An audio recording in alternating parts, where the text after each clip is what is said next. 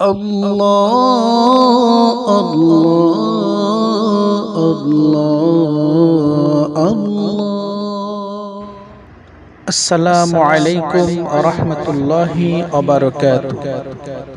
প্রিয় দর্শক, আশা করি ভালোই আছেন। আলহামদুলিল্লাহ, আল্লাহ পাকের অশেষ মেহেরবানিতে ভালোই আছি। আলহামদুলিল্লাহি রাব্বিল আলামিন।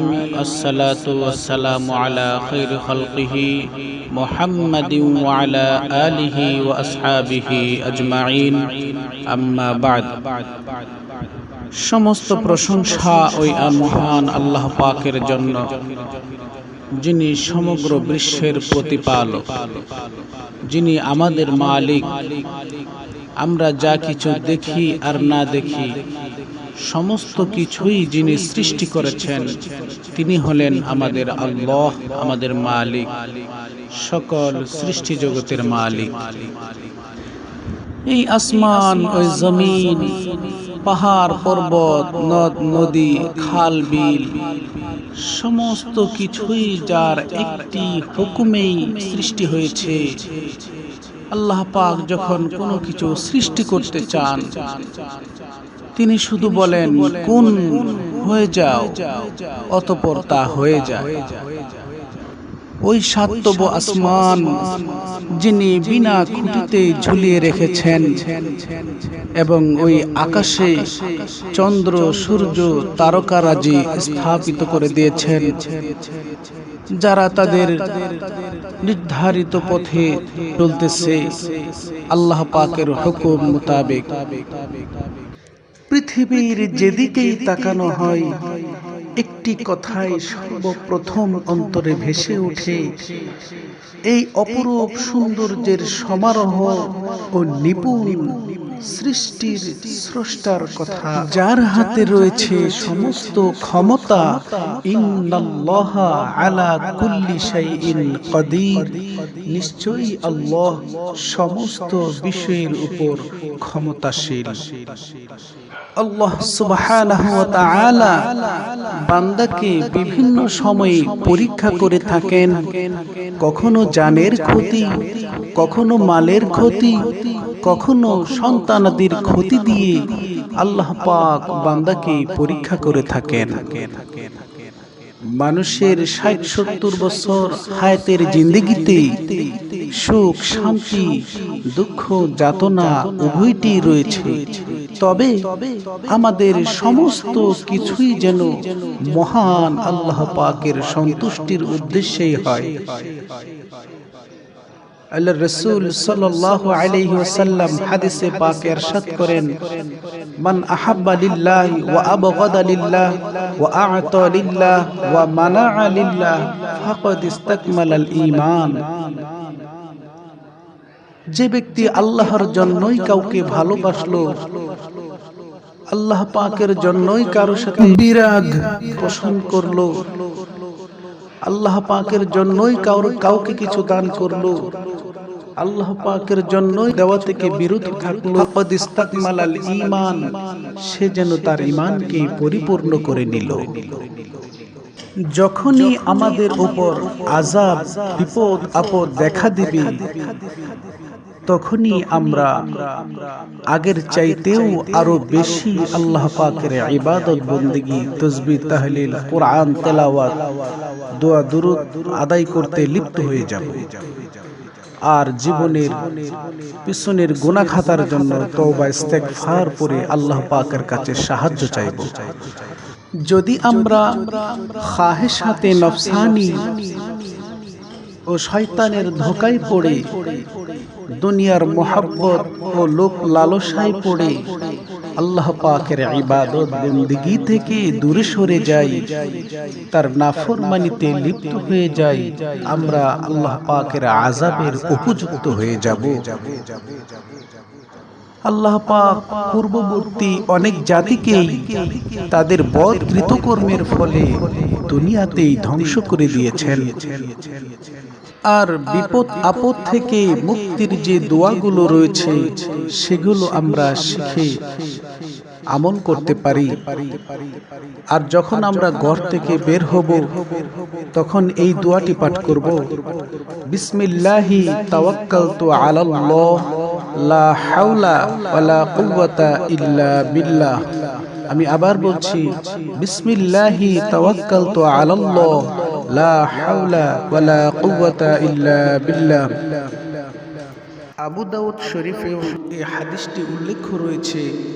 হুজুর আকরাম সাল্লাল্লাহু আলাইহি ওয়াসাল্লাম ইরশাদ করেছেন, যখন কোনো ব্যক্তি তার ঘর থেকে বের হওয়ার সময় বলবে, বিসমিল্লাহি তাওয়াক্কালতু আলাল্লাহ লা হাওলা ওয়ালা কুওয়াতা ইল্লা বিল্লাহ, তখন তাকে বলা হয়, তুমি হেদায়াত প্রাপ্ত হয়েছ, তুমি রক্ষা পেয়েছ ও নিরাপত্তা লাভ করেছ। সুতরাং শয়তানরা তার থেকে দূর হয়ে যায়।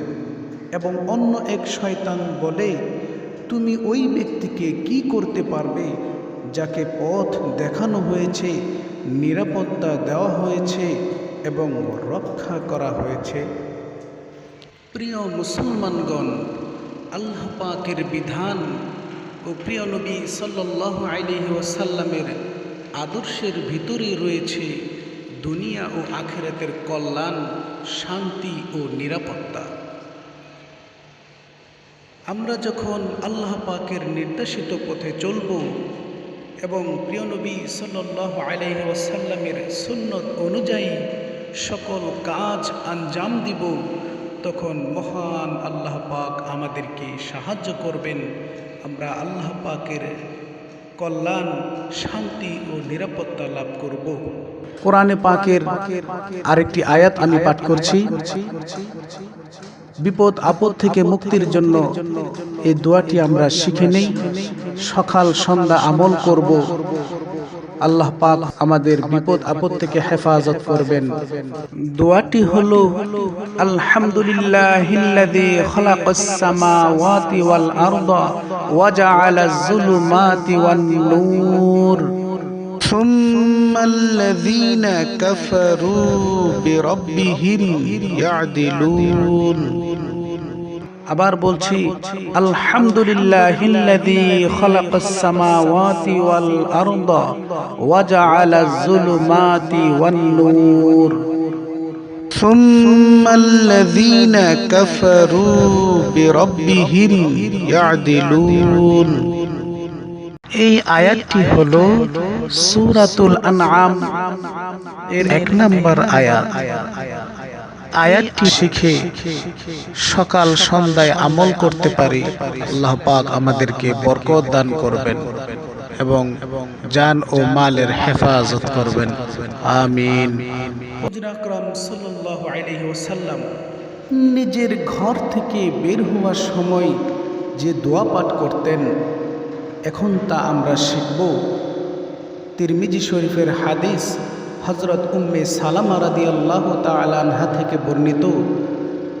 তিনি বলেন, যখন প্রিয় নবী সাল্লাল্লাহু আলাইহি ওয়াসাল্লাম নিজের ঘর থেকে বাহিরে রওনা হতেন, তখন তিনি বলতেন, বিসমিল্লাহি তাওয়াক্কালতু আলাল্লাহ আল্লাহুম্মা ইন্না নাউযু বিকা মিন আন নাযিল্লা আও নাদিল্লা আও নাজলিমা আও নুজলামা আও নাজহালা আও ইউজহালা আলাইনা।